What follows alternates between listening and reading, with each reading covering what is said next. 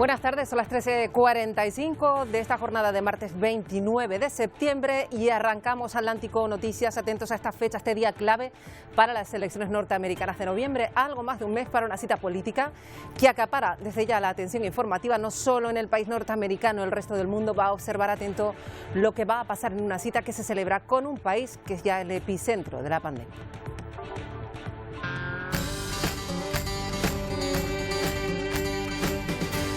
Primer debate electoral entre Donald Trump y Joe Biden. Se la juegan ya desde esta noche con argumentos que van a girar en torno a la gestión de la crisis sanitaria. 205.000 muertos por el virus, más de 7 millones de casos activos.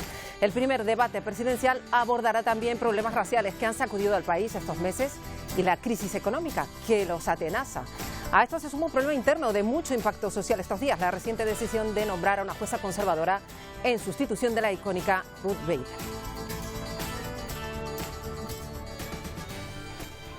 Pues serán unas elecciones decisivas a las que mira el mundo, como siempre, por el rumbo que puede tomar la política mundial según el resultado que dejen las urnas. Miguel Vega.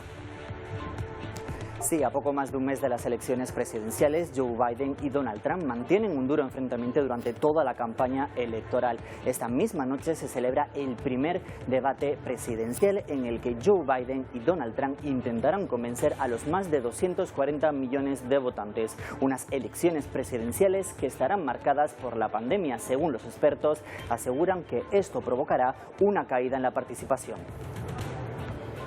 No dejamos Estados Unidos porque hay fuertísimo viento, más de 80 kilómetros por hora, avivando los incendios de California, 25 fallecidos, miles de evacuados. Es uno de los peores incendios de la historia de ese país ya a día de hoy. Pues enseguida Victoria Palma nos va a contar los detalles de estos incendios, como decimos, la peor oleada de la historia. Pero antes, Victoria Palma, aquí en las islas, ¿qué tiempo vamos a tener? Buenas tardes, Marta. Pues lo que hemos tenido son nubes, tenemos muchas nubes y ha habido algunas precipitaciones. Destacan durante la mañana los casi 10 litros recogidos en el municipio del Tanque, en el noroeste de la isla de Tenerife, o los casi 8 recogidos en el municipio de Garafía, en el noroeste de la isla de La Palma. Y más noticias, que les contamos el último fichaje de la Unión Deportiva Las Palmas. Ya mirando aquí a Canarias, el brasileño Jonathan Silva fue detenido anoche, durmió de hecho en los calabozos de la policía por un caso de presunta violencia machista contra su pareja. Laura Montano, ¿qué sabemos hasta ahora? Buenas tardes. Efectivamente, pues el futbolista brasileño Jonathan Silva ha sido imputado como presunto autor de un delito de lesiones. Además, la magistrada ha dictado una orden de alejamiento de su pareja mientras resuelve el procedimiento judicial y está previsto el viernes ese juicio. Todo ello tras prestar declaración aquí ante el juzgado de violencia de género en esta ciudad de la justicia de Gran Canaria. Su pareja sí ha decidido no denunciar y se acogió también a su derecho de no prestar declaración. La Fiscalía ha decidido que va a actuar de oficio. Cabe destacar que el club por ahora no tiene previsto separar al futbolista del grupo y que incluso podría estar convocado para jugar este mismo fin de semana. Y vamos a mirar un día más a Venezuela. Ha habido protestas por la escasez de combustible. Además, esto ha ocurrido en varios puntos del país. Estamos cansados y el resto de los estados que salga, que no le tengan miedo. Esto ha ocurrido en particular en el estado de Yaracuy. Más de 30 personas fueron detenidas. Son manifestaciones por la falta de gasolina, a la que se ha sumado ahora los cortes constantes en el fluido eléctrico y el colapso en los servicios sanitarios. Más cuestiones que les contamos hoy en Atlántico Noticias. La guerra intermitente entre Azerbaiyán y Armenia que se recrudece, aumenta la tensión y en las últimas horas se han producido más bombardeos. Víctimas civiles y militares. Europa exige ya a estos países en conflicto que vuelvan a la paz sin ningún tipo de condiciones. Y en México, grupos feministas salen a la calle del centro histórico de la Ciudad de México para reivindicar su derecho al aborto libre y seguro. Concentraciones que acabaron con enfrentamientos con la policía. Y veremos la compleja situación de las enfermeras en Argentina. La pandemia agrava sus condiciones laborales en un país donde precisamente estos trabajadores son los menos reconocidos del sistema público de salud. Y este hombre de Medellín tiene 104 años, acaba de terminar su tesis doctoral, todo un ejemplo de constancia y de dedicación. Y de la constancia a la solidaridad. Este Osito Lima es un tiktoker peruano. En plena pandemia se dedica a ayudar a las personas que trabajan en la calle y su iniciativa le ha permitido sumar millones de seguidores en redes sociales.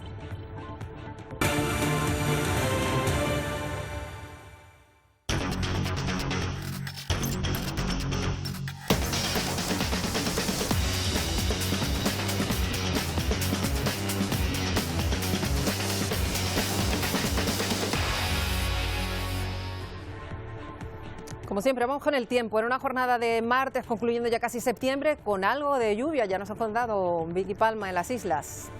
Sí, Marta, ha llovido durante la mañana en parte del archipiélago, en las islas de mayor relieve, principalmente la vertiente norte, pero también en algunos puntos del oeste y del sur de la isla de Tenerife. Pero bueno, antes de ver el tiempo en las islas, nos vamos a ir de nuevo hoy hasta California. Son dos grandes incendios los que sufren estos días. Ayer veíamos los destrozos en el Valle de Napa, hoy vamos a ver los destrozos en el condado de Sonoma, especialmente en la ciudad de Santa Rosa, que ha sido bastante afectada. Hay muchos barrios quemados en las últimas horas, bastantes fallecidos y también muchos evacuados. Los bomberos se afanan por apagar el fuego de las viviendas incendiadas en Santa Rosa, California. Los fuertes vientos de más de 80 kilómetros por hora avivan las llamas en el país y dejan al menos 25 fallecidos y miles de evacuados. Esta mujer ha sido evacuada de su vivienda. Asegura que se ha dado cuenta de que no estaba preparada para la situación y que todo ha sido un desastre, además de estar horrorizada. Más de 2.000 viviendas están amenazadas por los 22 focos que siguen activos y que han quemado ya más de 1.000 hectáreas. Este hombre de 60 años ha sido evacuado en Santa Rosa y asegura que tiene un 99% de posibilidades de que su vivienda siga intacta cuando finalmente decidan que puede volver a entrar. El Servicio Meteorológico ha dado alertas de calor excesivo y malas condiciones en la calidad del aire en todo el oeste del país. En las últimas 24 horas han fallecido 3 personas, mientras el número total asciende hasta los 25, según el Departamento Forestal de Protección contra Incendios del país. Este año los incendios forestales han quemado 1,5 millones de hectáreas, superando con creces cualquier año en la historia. No es un incendio forestal, pero en Paraguay están pendientes de un incendio en un vertedero de basura en la capital del país, en Asunción. Uno de los principales vertederos de basura de ese país, de Paraguay. El viento lo ha reactivado, lleva varios días ese fuego activo, han tenido que evacuar a muchas familias y no se sabe el impacto medioambiental que este incendio puede llegar a causar. Y desde Paraguay nos vamos hasta México. Están otra vez pendientes del volcán Popocatépetl. En los últimos días ha aumentado su actividad, se han detectado más de 2 horas de tremor volcánico, lo que significa movimiento de magma, y también se han contabilizado algo más, en torno a unos 200 expulsiones de gases y cenizas. Algunos de los días el cielo ha estado nuboso y por eso no se han visto esas expulsiones de ceniza. Los expertos esperan que continúe esta actividad volcánica sin implicar grave riesgo para las poblaciones cercanas, aunque sí se pueden producir lluvias de cenizas entre leves y moderadas, y también hay posibilidad de que haya flujos piroclásticos y flujos de lodo de corto alcance. Y nos vamos ahora de nuevo a Estados Unidos, esta vez a la costa este, para ver esa impresionante tromba marina que se registraba hace unos días. Muy llamativa, llegó a entrar en tierra, lo que ya se podría considerar un pequeño tornado en la parte del tierra. No llegó a producir daño, pero sí algún susto a las personas que se encontraban pues muy cerca de la zona. Eso en el otro lado del planeta. Nosotros aquí lo que hemos tenido es un día bastante tranquilo, con nubes y muy poquito viento. Eso ha favorecido que aunque por la mañana no había nubes en la vertiente sur y oeste de las islas, a esta hora sí que tengamos el cielo pues prácticamente cubierto en Tenerife, en La Gomera, en El Hierro y en la isla de La Palma. Hay abundante nubosidad en el norte de Gran Canaria, en medianías, pero también han aparecido nubes por el sur, y aunque empezamos el día con el cielo nuboso en Fuerteventura, en Lanzarote y en La Graciosa, en estas islas donde más ha despejado a lo largo de las últimas horas. Ha habido lluvia y también para mañana esperamos lluvias de carácter débil. Vamos a tener nubes como hoy, casi generalizadas. Por la mañana y al final del día sí tendremos sol por el sur en las islas de mayor relieve, lo tendremos por la tarde en Lanzarote y Fuerteventura, y en las islas por el norte hay que mantener la precaución y tener el paraguas a mano porque cabe la posibilidad de nuevo de lluvias de carácter débil a primera hora y al final del día. No va a haber cambios en las temperaturas, así que la máxima puede estar en torno a unos 29 grados y la tendremos en zonas costeras del sur. Bueno, nosotros vamos a empezar mirando a Estados Unidos porque allí se va a producir en unas horas el primer debate electoral en medio de una enorme expectación mediática en el país y fuera de él, porque no son unas elecciones cualquiera en esta ocasión. Miguel Vega, ¿cuáles son los datos? Sí, el próximo 3 de noviembre los estadounidenses escogerán al presidente número 46 del país y lo harán entre el republicano Donald Trump y el demócrata Joe Biden. 240 millones de ciudadanos tienen derecho al voto, de los cuales un 13% son hispanos, suponen 32 millones de personas. Según los sondeos, se espera que el índice de participación sea muy inferior a las últimas elecciones. Los expertos aseguran que no superará el 60%. El ganador tendrá que conseguir como mínimo 270 electores de los 538 de los que cuenta el país.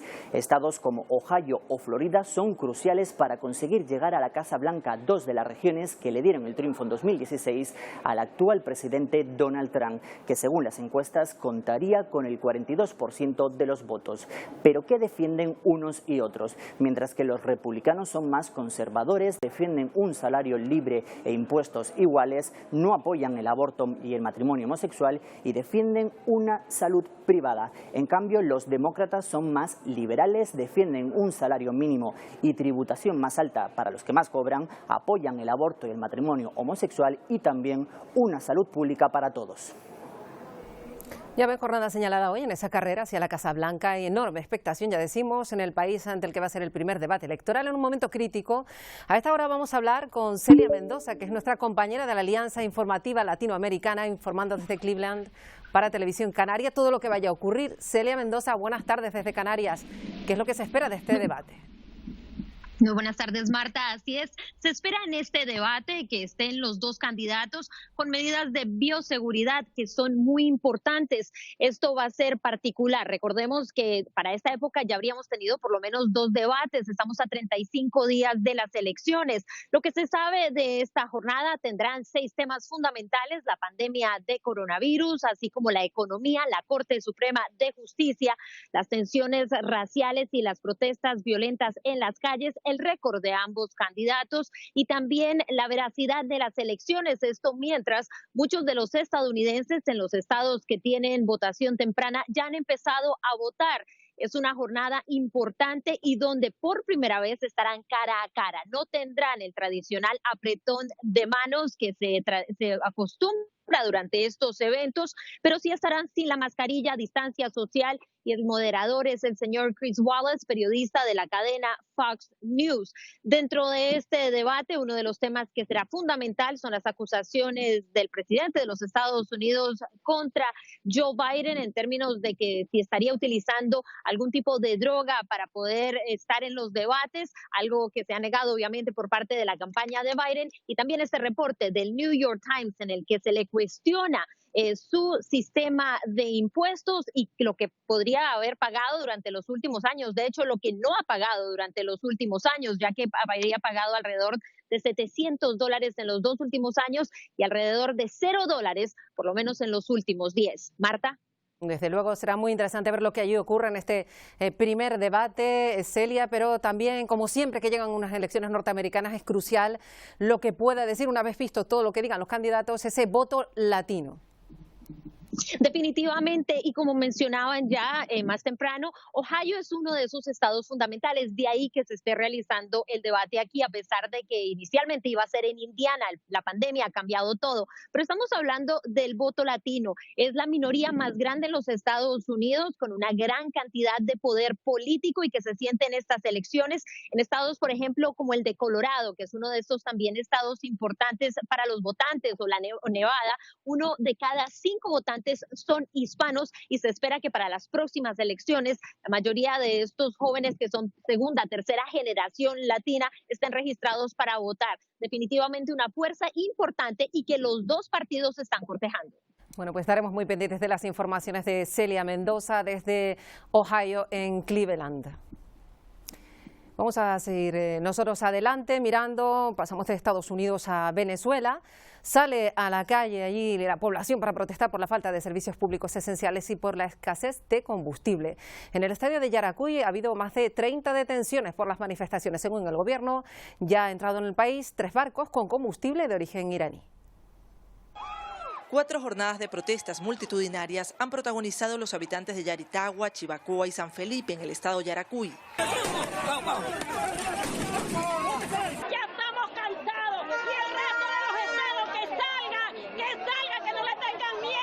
La ONG Foro Penal sigue contabilizando detenciones con el paso de las horas en la región. Al menos tenemos contabilizados más de 30 detenidos que los detuvieron trabajando en la calle o llegando a su casa. Pero el malestar de Yaracuy se extiende a varias regiones del país. En el oriente, estado Sucre, pescadores y conductores fueron dispersados este lunes con perdigones y lacrimógenas tras protestas por gasolina. En Falcón también pescadores tomaron este lunes la estación de gasolina Cumarevo tras semanas de espera. Se prendió el peo, señores, se pusieron los pescadores y los civiles a todo el mundo a matarse aquí por la gasolina. El mandatario Nicolás Maduro llamó a las Fuerzas Armadas a desplegarse en todo el país para hacer cumplir la cuarentena estricta que prohíbe las protestas, mientras que el presidente de la Asamblea Nacional, Juan Guaidó, pidió seguir la presión en las calles. Convoca a toda Venezuela a pararse, a resistir, a exigir. La presión por falta de gasolina podría aliviarse tras la llegada a aguas venezolanas del Forest, el primero de 3 buques que traen 850.000 barriles de combustible procedentes de Irán. Van a ver ahora cómo actuaron unos ladrones particularmente violentos. Ha ocurrido en la ciudad de Florencia, en Quito, en Perú. Las cámaras de videovigilancia captaron 2 robos, el primero de ellos con víctimas que recibió hasta 4 disparos de los asaltantes. La víctima es un mecánico que trabaja en el barrio Atalaya de Florencia, Caquetá. Tenía una cadena de valor en el cuello. 2 delincuentes lo abordan y lo atacan. No se deja robar, entonces le disparan. En la ciudad de Florencia, desafortunadamente, ocurre un hecho donde 2 delincuentes, al parecer por hurtarle, le ocasionan unas lesiones con arma de fuego a una persona. De esta manera, somos informados e inmediatamente en una reacción de Plan Candado, de la mano de la Seccional de Investigación Criminal y el Modelo Nacional de Vigilancia Comunitaria por Cuadrantes, se logra la ubicación de estos 2 delincuentes. En otro barrio de la ciudad, un hombre intimidó a una mujer, la amenaza con un arma, la obliga a ingresar a la casa y roba varios elementos de valor. El video está en manos de las autoridades. El ladrón es buscado. Y la deportación a Colombia del ex jefe paramilitar Rodrigo Tobar, alias Jorge 40, revive la esperanza de las víctimas.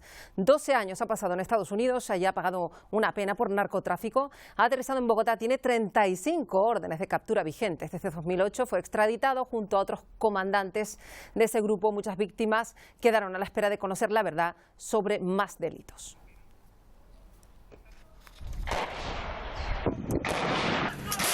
Y esto está ocurriendo en Europa y se intensifica el choque armado entre el ejército de Azerbaiyán y Armenia. La guerra intermitente ha vuelto a reactivarse después de que el Ministerio de Defensa asegurara que Armenia ha violado el alto el fuego de 1994, mientras el Consejo Europeo pide a estos países que cesen las hostilidades militares y que haya negociaciones sin ningún tipo de condiciones.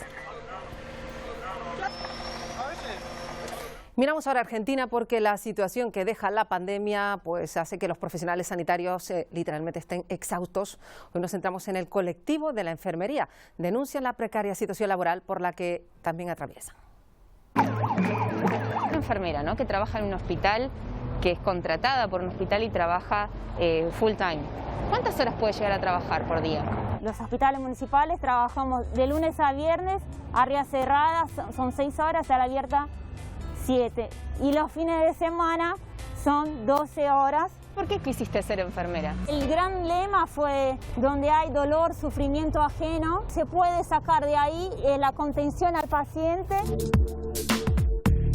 ¿Y cómo cambió tu trabajo desde el momento en que se declaró la pandemia? Nuestro día a día fue aumentando cada vez más la atención psicofísica, emocional, en donde el ambiente empezó a ser cada vez muy cargado de energía, de miedo, de incertidumbre, porque vivíamos cada día era una novedad distinta, con nuevos protocolos, adaptarnos a nuevas maneras de trabajar, con distanciamiento, con equipo de protección en el cual no teníamos, ¿no?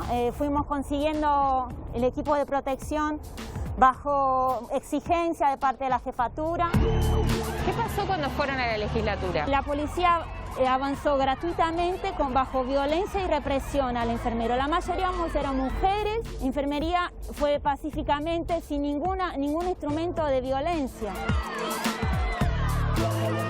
Lo que llevábamos era nuestro AMBO, nuestros carteles de los enfermeros fallecidos, y era lo que exigíamos, era el pase a la carrera y por el fin de la discriminación al enfermero.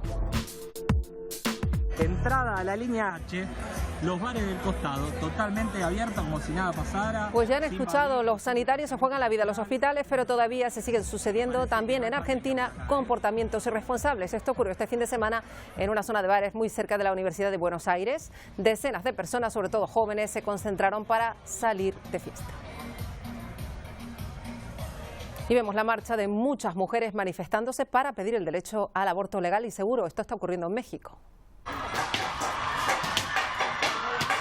Son grupos feministas y muchas mujeres que se sumaban a esa manifestación en el centro histórico de Ciudad de México. Se reunieron en el momento de la revolución, ha habido enfrentamientos con la policía. En este país el aborto es legal solo en caso de violación o si se arriesga la vida de la mujer. La marcha se realiza en el marco del Día de Acción Global por el acceso al aborto legal seguro establecido en 2011. Estamos viendo cómo muchísimos países receptores de turistas se plantean problemas similares a los que se viven en Canarias o en España. Ahora en República Dominicana anuncian controles en los hoteles para comprobar que se cumplan las medidas contra la pandemia. Para evitar que escenarios como este se repitan y se conviertan en focos de contagios del COVID-19, 150 inspectores estarán supervisando las instalaciones de los hoteles y donde se verifique alguna violación al protocolo sanitario habrá sanciones, según lo explicado por el ministro David Collado. Ya enviaron un comunicado pidiendo disculpas porque como Ministerio de Turismo nosotros calificamos este hecho como inaceptable. Como otra medida de control, el ministro de Turismo dijo que los hoteles no podrán vender más del 60% de su capacidad. El plan de incentivo del turismo interno contempla descuentos desde un 20 hasta un 50% para los dominicanos que deseen vacacionar a partir de este 1 de octubre en 19 hoteles que se sumaron a la iniciativa del gobierno. La expectativa de las autoridades es que otros hoteles se unan a este plan, por lo que el listado que estará disponible a partir de este martes en la página web del Ministerio de Turismo se irá actualizando. Para acceder a estos paquetes vacacionales, los dominicanos podrán recurrir, si es necesario, a financiamiento en 2 bancos locales. Catherine Díaz, Noticias SIN. Y mientras en Chile van a comenzar a permitirse a partir de octubre, los viajes interregionales. Recordemos que su confinamiento había comenzado en marzo, igual que en España. En las zonas que van a recibir a los turistas están preocupados por la posibilidad de que aumenten los casos de coronavirus. Este era el panorama en Playa Amarilla, en la comuna de Concón. Sol radiante y muchos disfrutando de la hermosa vista. Paisajes que muy pronto los turistas podrán disfrutar nuevamente, algo que preocupa a los habitantes de la comuna. Viene gente de otros lados a contaminar, pues, así que mejor que se queden en la casa nomás. Debido a las fiestas patrias, aumentaron los casos. Esto porque desde el lunes 28 de septiembre comenzarán a otorgarse permisos interregionales. ¿Qué quiere decir esto? La posibilidad de poder trasladarse a otras regiones, eso sí, solo para las comunas que estén desde fase 3 en adelante. En la región de Valparaíso hay comunas a las cuales no está permitido viajar. Es el caso de Viña del Mar, Valparaíso, La Cruz, La Calera, San Antonio y Quillota. Para las demás no tendrá problema para trasladarse. Es el caso de Concón, comuna que ya se está preparando, capital gastronómica, que implementó todo un protocolo para recibir visitas. No solo empanadas aquí en Concón, ¿viste? Actualmente un 10% de los hoteles está retomando esta actividad. Los restaurantes ya estábamos casi en un 40% que han abierto. Es parte de la preparación de cara a esta nueva modalidad, los permisos interregionales. El tiempo dirá si fue la mejor medida. Ya se estima que la movilidad aumente en al menos un 20%, producto de los traslados que se registren desde la próxima semana. La parálisis de la economía en todo el mundo deja actividades a punto de desaparecer. Nos fijamos en el caso de los alfareros de una zona de Ecuador. El gremio registra pérdidas. A pesar de que se han ido levantando poco a poco las restricciones, los alfareros no consiguen recuperar su actividad. La parroquia La Victoria, ubicada en las faldas del monte Sinchahuacín en la provincia de Cotopaxi, es la cuna del alfarero. Aquí durante años cientos de personas han vivido de sus brillantes ideas plasmadas en el barro. Junto a la carretera está doña Eva Díaz y su esposo. Elaboran un lote de tejas artesanales.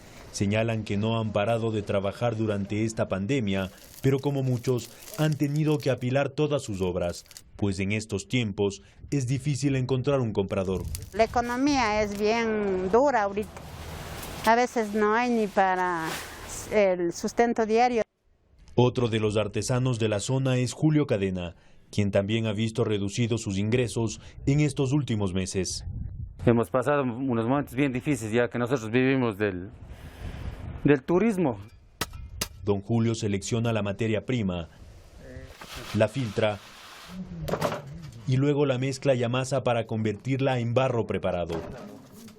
Después le toma la posta a su cuñado Luis Pruna, quien con herramientas legendarias como la pataquina y la puchana le va dando forma con figuras que se dibujan en su mente. Hacen un llamado a la ciudadanía para que se consuma lo nuestro.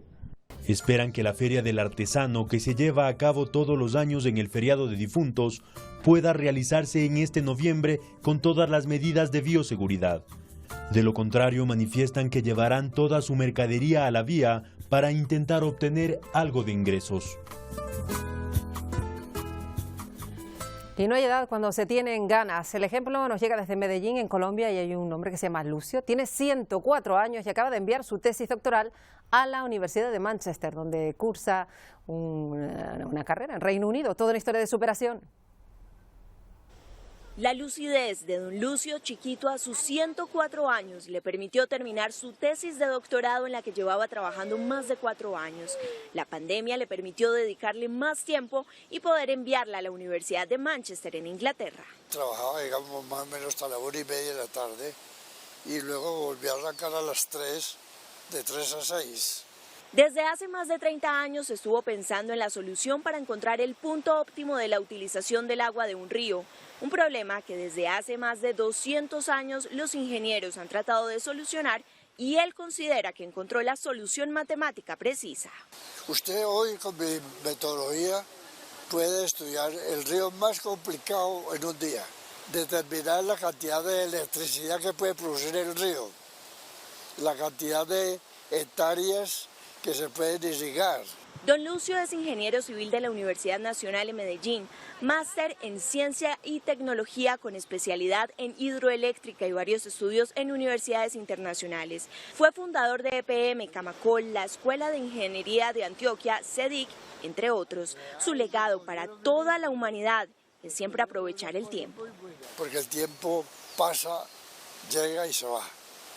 Y tiempo perdido es tiempo que ya no vuelve. Don Lucio espera poder viajar a Inglaterra a exponer su tesis y obtener su doctorado en ingeniería y darle ese orgullo y ejemplo a sus 6 hijos, 12 nietos y 6 bisnietos. Hemos hablado hoy de la campaña electoral norteamericana. En plena campaña se ha colado una famosa aplicación, TikTok. Donald Trump, ya saben, quiere vetar a esa compañía china.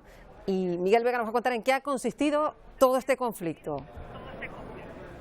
Sí, Marta, Donald Trump continúa su guerra tecnológica contra el gigante asiático. Quiere prohibir las descargas de aplicaciones como WeChat o TikTok. En el caso de TikTok pone una fecha de plazo, el 12 de noviembre, porque podría ser comprada por una empresa estadounidense. Y el motivo que quiere vetar la descarga de esta aplicación es que, según Trump, supone un grave riesgo para la seguridad nacional porque esta plataforma guarda toda la información de sus usuarios y podría llegar hasta el gobierno chino. Pero por el momento, un juez estadounidense ha paralizado esta prohibición de descarga.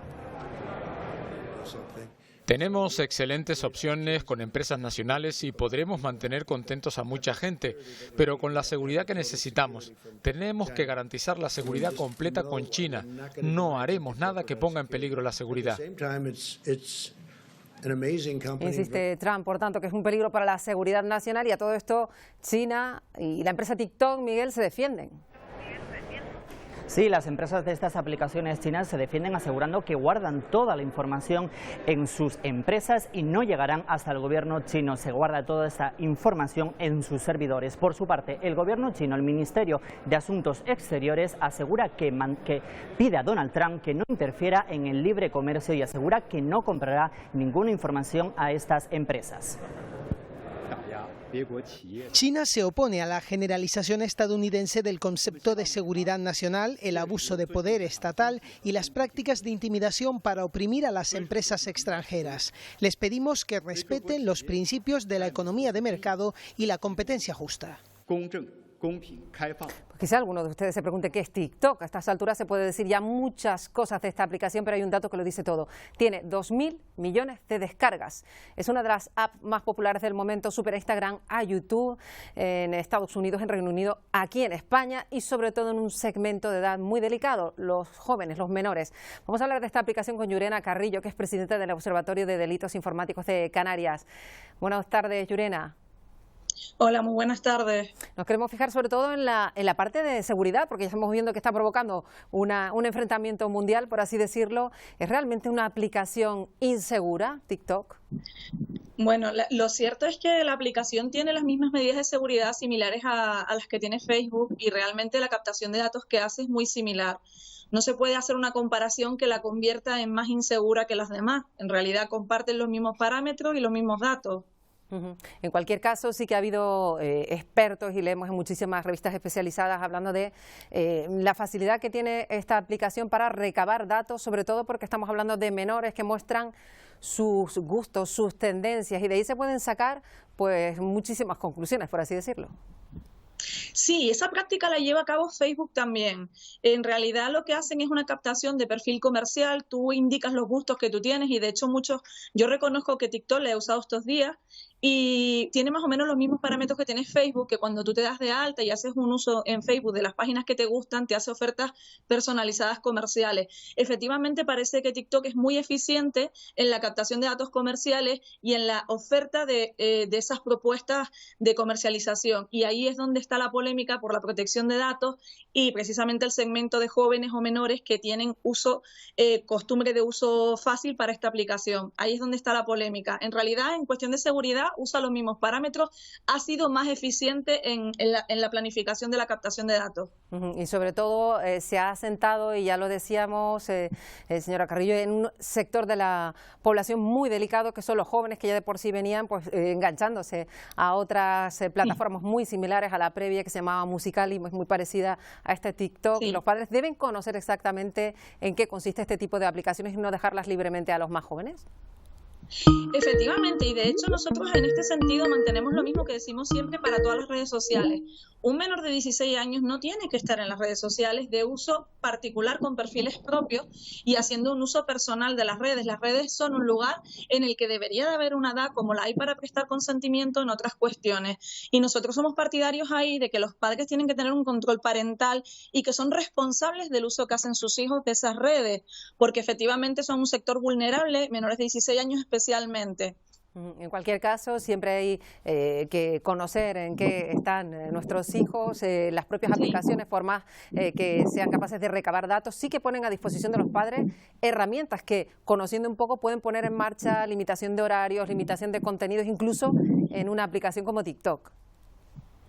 Sí, y efectivamente los padres tienen que tener el control de las redes sociales. Los hijos que son menores de edad no son de libre disposición del contenido que hay en redes sociales, no deben de tener un uso libre y tienen que tener la tutela de sus padres porque a fin de cuentas serán sus padres responsables de los actos que sus hijos cometan en redes. Entonces sigue siendo un control parental educativo que es necesario, la conciencia que tenemos que tener de que los menores en redes sociales tienen que tener una tutela efectiva por parte de sus padres. En este momento la información que le llega a los jóvenes mucha va a través de esa aplicación tan adictiva, con vídeos tan cortos, con propuestas divertidas que les lleva a recibir muchísima información a través de ese medio y de hecho hasta el propio Ministerio de Sanidad, señora Carrillo, ha escogido una cuenta en TikTok para lanzar el mensaje anti-COVID a los más jóvenes. Sí, y además entendiendo desde el punto de vista sociológico que es una aplicación fácil de utilizar, que los jóvenes ya en Instagram tenían un papel importante, que se habían hecho ya con Instagram y esta todavía les facilita más una forma que ellos tienen de relacionarse, que nosotros a lo mejor somos un poco más reacios, yo lo reconozco, ¿no? Que es el vídeo instantáneo, esa espontaneidad, esa exposición. En realidad ellos tienen mucha facilidad y lo aceptan porque para ellos el mundo digital es parte de su vida desde el principio y es la forma en la que incluso crean vínculos y relaciones humanas. Entonces es muy normal que para ellos sea fácil de enganchar y fácil de llegar, porque es como ellos han entrado en la sociedad y en la adolescencia, ¿no? El mundo virtual para ellos no es como para nosotros. Nosotros lo hemos aprendido, ellos nacieron con él. Entonces es normal que estén cómodos, que se sientan con facilidad para su uso, que les guste, y es muy atractiva. De hecho, hay personas de nuestra generación que yo he podido ver, yo no he hecho ninguno, pero sí que he observado, que hacen vídeos muy currados y que son muy bonitos de ver o muy divertidos. Y entonces, claro, es normal que eso genere adicción, ¿no? Todo lo que es tecnología ya hemos dicho que hay que tener una prevención y ser conscientes del uso que hacemos, porque tanto adolescentes como nosotros tendemos a ser adictiva a la tecnología y el uso de la tecnología. No solo ellos, a ellos les es más fácil la relación social a través de las redes sociales. A nosotros nos cuesta un poco más. Bueno, pues nos quedamos un poco más tranquilos, eso sí, advertencia a los padres que estén atentos a esas redes sociales. Yurena Carrillo, que es presidenta del Observatorio de Delitos Informáticos de Canarias. Gracias por atendernos. Nada, muchas gracias y buenas tardes. Pues no vamos a dejar de hablar de esa aplicación TikTok, porque ahora nos vamos a fijar precisamente en un TikToker muy conocido. Se le conoce como Osito Lima, es peruano y en plena pandemia está ayudando a personas que trabajan en la calle, pero no solo colabora económicamente con ellos, también da mensajes de aliento. Su iniciativa le ha permitido sumar millones de seguidores en las redes.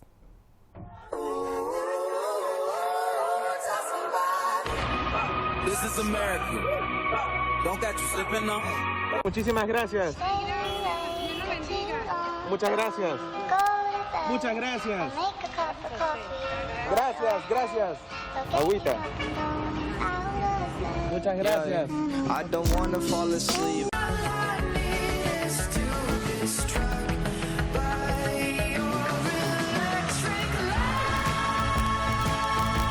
Linda, usualmente ¿cuánto ganas en un día, mi amor? 30, 35. Acá tienes, preciosa. Eres Osito, ¿verdad? Sí. ¿Cómo estás? Gracias. Linda. Eres una mujer súper fuerte, mujer magnífica. Te quiero mucho. ¿Te puedo dar un abrazo? Por supuesto. Claro que sí. Buenas acciones también a través de las redes sociales. Hablamos de pasarelas de moda, regresan de forma virtual. En la Semana de la Moda de Milán, en Italia, un país que también ha vivido momentos muy duros con la pandemia, han querido mostrar al mundo lo que es Italia. Lo han hecho con un espectáculo en el que los diseñadores también crean conciencia a través de la moda de la falta de diversidad de la industria. La diseñadora Stella Young exige al sector que apoye a los diseñadores negros. Piden a las empresas de moda italianas que hagan más para enfrentar el racismo. Es muy importante para nosotros mostrar al mundo que Made in Italy no corresponde a un color en particular. Queremos destruir el prejuicio de que ser italiano significa ser blanco. Made in Italy fue representado a todo el mundo como un concepto blanco. Ahora ya no es así. La nueva Italia no es esto. È rappresentato dal colore bianco. Ecco, non lo è più. La nuova Italia non è questo. Y esto es Tailandia. El uniforme de escolares ha servido de inspiración a un diseñador para crear su propia colección. El artista ha utilizado el típico uniforme de falda plisada y pantalón corto y los ha ampliado en versiones exageradas con grandes cuellos, volantes en las mangas hechos con cordones de zapatos. Los precios entre 100 y $475 por pieza. Vamos con la actualidad de este día en el Hospital del Sur de Tenerife. Hasta allí nos vamos también. Anoche se registró un incidente con agresiones a 2 vigilantes de seguridad. Nos dan los datos Alba Grillo. ¿Qué ha pasado? Pues los hechos ocurrieron esta madrugada en el Hospital del Sur, como bien dices, cuando un usuario había sido alertado por los agentes que no podía aparcar ni en la zona de urgencias ni en la zona donde aparcan las ambulancias, y fue entonces cuando este hombre agredió a los 2 agentes de seguridad, además de amenazarlos con un cuchillo de grandes dimensiones. Hasta el lugar acudió los agentes de la Policía Local de Arona, quienes intervinieron en esta zona, además de detener a este usuario. Desde el hospital nos confirman que se trata de un hecho puntual. Este es uno de los contenidos que vamos a abordar en nada en el Telenoticias 1, pero además Isiar Pérez, ¿qué otras noticias marcan la actualidad del martes?